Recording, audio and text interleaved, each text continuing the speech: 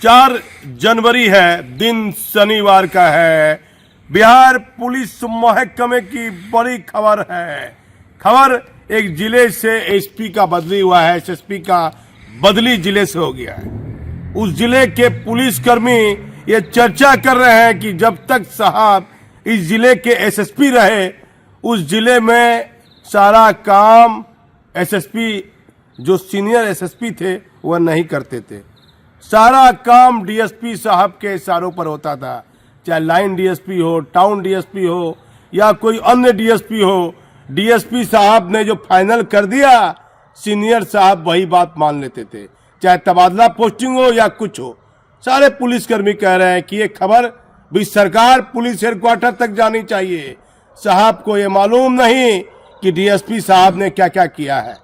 Police मुख्यालय और माननीय मुख्यमंत्री का ध्यान भी ऐसे डीएसपी और एसडीओ पर नहीं है जिनके भ्रष्टाचार की चर्चा हर जिले में होती है कि लंबे समय से तैनात है, इनका कार्यकाल पूरा हो गया है, सरकार इनको नहीं बदल रही है, हो सके चुनाव इनसे कराएगी। अब सरकार आप ही की है, पूरी चर्चा है, यहां से लेकर दिल्ली तक में चर्चा है कि बिहार के मुख्यमंत्री नीतीश कुमार ने पुलिस हेडक्वार्टर का सारा प्रभाव एक आईपीएस को दे दिया है। बार बार सर का नाम लेना उचित नहीं है। सर चला रहे हैं, सर बिहार पुलिस मुख्यालय को सर चला रहे हैं, पूरा सिस्टम उनके साथ है।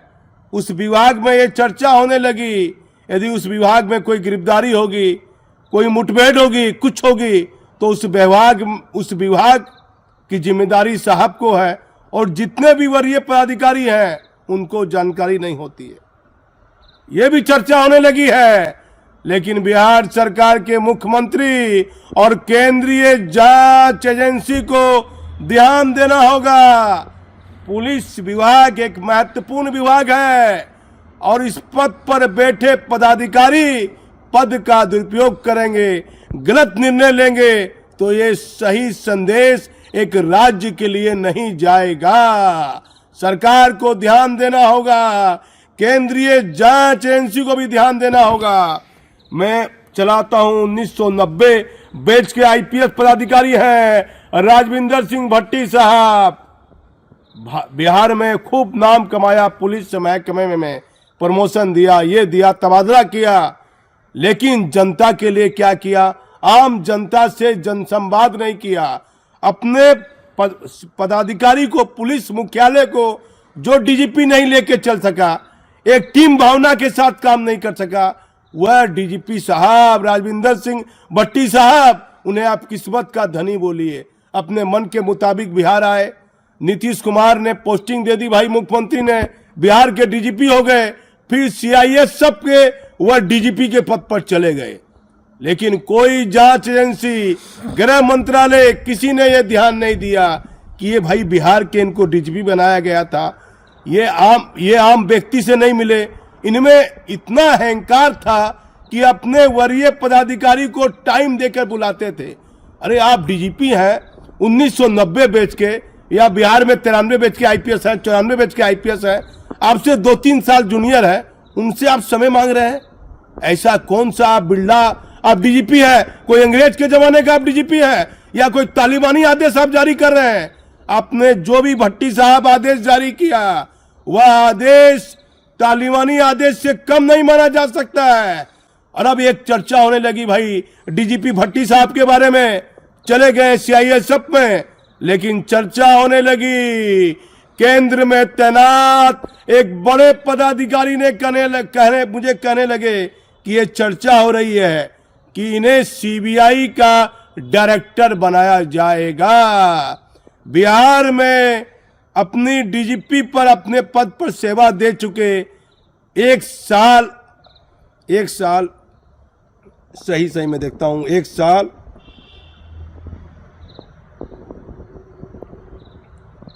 8 महीने 11 दिनों के कार्यकाल को इन्होंने पूरा किया। 1 साल 8 महीने बिहार में अपनी सेवा दी और 1 साल 8 महीने के लिए जनता के लिए 1 घंटा का समय इनके पास नहीं था। अब चर्चा है यहां से लेकर दिल्ली तक में, दिल्ली में पूरी चर्चा है कि सीबीआई का डायरेक्टर बनाया जाएगा भट्टी साहब को। ये अभी सीआईएसएफ में गए हैं, 30 अगस्त को गए हैं और इनकी कार्यशैली है, ईमानदारी वाली है। लोग कहते हैं ईमानदार हैं, इतने ईमानदार हैं कि पूर्णिया के आईजी, शहीद आईजी के साथ ये न्यायपूर्ण फैसला नहीं कर सके।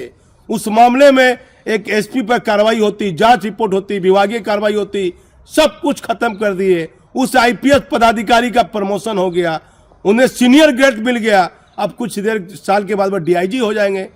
लेकिन कभी नहीं पूछा कि शहीद पूर्णिया के आईजी हैं, आपने तो शहीद के परिजनों को सम्मान भी दिया, तो विनोद बाबू के परिजन को सम्मान दिया? नहीं सम्मान दिया। बड़ी आप ईमानदार बनते थे, बड़ी नाम कमाया।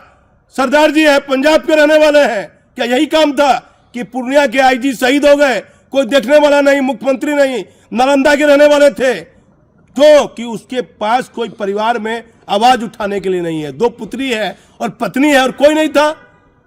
तो ये काम था एक डीजीपी का कि जो पदाधिकारी दोषी है, जिस पर लंबी चौड़ी फाइल खुली है, जिस पर 1993 बैच के आईपीएस जो पुलिस चयन में अध्यक्ष है जितेंद्र बाबू, जिसने बड़े कठिन मंतव्य फाइल में लिखे हैं, उसको दरकिनारे कर दिया। और देश की बड़ी बड़ी जांच एजेंसी और गृह मंत्रालय ऐसे पदाधिकारी को अब सीबीआई के डायरेक्टर बना देंगे। आप मालूम कीजिए, बड़ी बड़ी जांच एजेंसी है। पूर्णिया के आईजी विनोद कुमार जो शहीद हो गए और वर्तमान डीजीपी हैं विनय कुमार, मुझे विनोद बाबू ने कहा, मैं अंतिम समय अस्पताल में हूं, मैं आज इसका खुलासा करता हूं अपने चैनल पर। वह आईपीएस नहीं रहे। कहा, पत्रकार जी, मैंने एक आपसे बात की है, मैं अस्पताल में एडमिट हूं। और एक मैंने विनय बाबू बिल्डिंग भवन से, मैंने उस समय सीआईडी में थे, एडीजी सीआईडी से मैंने बात की है। मेरा शरीर स्वस्थ नहीं है। कहां मानवता गई? इतना बड़ा पुलिस हेडक्वार्टर है, एक प्रमोटी आईपीएस को आप साथ नहीं दिए। आईपीएस की एकता कहां चली गई? इतना बड़ा सृजन घोटाला हुआ, एक आईएएस जेल नहीं गया। एक पर चार्जशीट हुई तो उसे बाहरी बाल उस आईएएस पदाधिकारी ने बेल ले लिया, बड़ा नाम केपी रमैया। लेकिन एक आईपीएस के साथ इतना बड़ा पुलिस हेडक्वार्टर है, इतनी बड़ी सरकार है, जो साफ सुथरा छवि का पदाधिकारी था, उसके साथ क्या सही हुआ? पूर्णिया में इतना बड़ा मामला हुआ, सरकार के पास प्रतिवेदन है, होम विभाग भी उसे खत्म कर दिया। ये क्या न्यायपूर्ण फैसला था? कोई देखने वाला नहीं।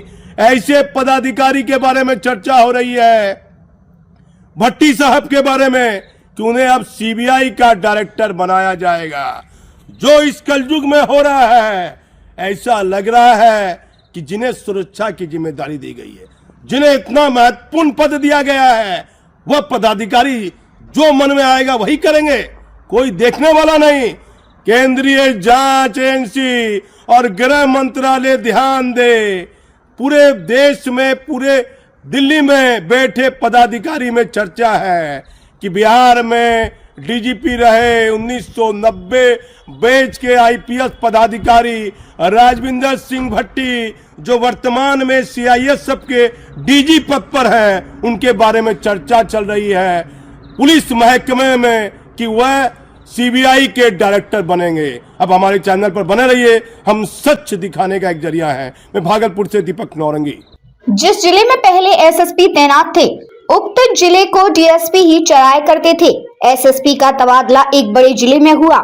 संजोग कहिए, डीएसपी भी उक्त जिले में तैनात हैं। एसएसपी के बारे में हर जिले में चर्चा होती है, डीएसपी के माध्यम से ही लेते हैं, बदनाम होता डीएसपी। पुलिस मुख्यालय को जांच करानी चाहिए, ये कौन एसएसपी है जो डीएसपी के सहारे चलते हैं। ऐसा कड़वा सच जो इस वर्तमान कलयुग में जल्दी कोई चैनल नहीं दिखाएगा। पूर्व डीजीपी भट्टी साहब सभी सीआईएसएफ के डीजी पद पर हैं। सीबीआई डायरेक्टर बनने की चर्चा। मुख्यमंत्री जी आपके सुशासन में ऐसे आईपीएस रहे हैं जिनकी भ्रष्टाचार की दुकान डीएसपी चलाते थे।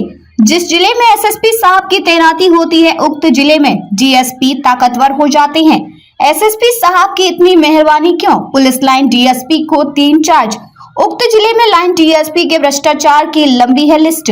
पुलिस लाइन में कई घटनाएं घटी। लंबे वर्षों से रेंज में तैनात सिपाहियों का नहीं हो रहा है तबादला। बिहार में एक जिले में तैनात रहे एसएसपी साहब के तबादले के बाद जिले में खूब चर्चा हो रही है। यह साहब कैसे आईपीएस हैं जिनके जिले में डीएसपी ज्यादा ताकतवर होते हैं और वही जिला चलाते हैं। हाल ही में उस आईपीएस का तबादला हुआ है और पहले से ज्यादा बड़े जिले में वे एसएसपी बनाए गए हैं। जिस जिले से वे गए हैं वहां 2 डीएसपी ऐसे रहे जो जिला चला रहे थे। जहां वे गए हैं वहां भी पहले से एक ऐसे डीएसपी पदस्थापित हैं जो उनके पहले वाले जिले में भी रहे हैं। इस बात की चर्चा है कि आईपीएस ने अपने चहेते डीएसपी को पूरा कमान दे दिया है और वह डीएसपी सक्रिय हो गया है। लेकिन पुलिस मुख्यालय इतना बड़ा है, इतने तेज तर्रार आईपीएस पदाधिकारी हैं, फिर भी पुलिस कर्मियों को जिन पदाधिकारी ने बेवजह भ्रष्टाचार के मामले में प्रताड़ित कर उनसे मोटी रकम लेकर जिले के सीनियर एसपी बनकर बैठ गए। वैसे आईपीएस सरकार और जांच एजेंसी को ध्यान रखना चाहिए कि आपने पुलिस कर्मियों को प्रताड़ित किया। कोई जिले में बोलने वाला नहीं। सीनियर एसपी साहब ताकतवर माने जाते थे क्योंकि ये जहां जाते हैं वहां डीएसपी साहब ही सारा जिला चलाते हैं, वहीं सब लेन देन करते हैं। यदि हम साहब की प्रतिष्ठा का हनन कर रहे हैं तो पुलिस मुख्यालय उक्त जिले के पुलिस कर्मियों को विश्वास में लेकर जानकारी ले सकता है कि साहब के समय किस किस डीएसपी की क्या क्या भूमिका थी। एक लाइन डीएसपी पर तो साहब इतनी मेहरबान थे कि नियम कानून भूलकर उन्हें 3-3 पदों का चार्ज दे दे। परमानेंट चार्ज आज भी है। यही नहीं, 4 पदों का भी चार्ज आप मानिए।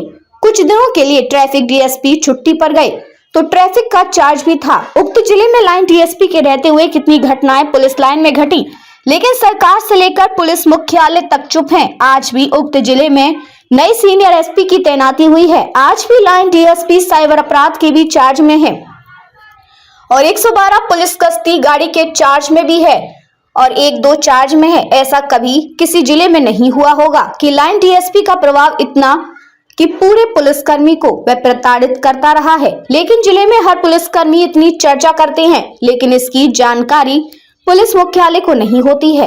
ऐसे में तो सवाल तो उठेंगे ही। डीएसपी की तबादले में भी चर्चा होने लगती है। आसपास के जिले में ही सटा हुआ जिले में डीएसपी का तबादला होता है। ऐसा क्यों होता है?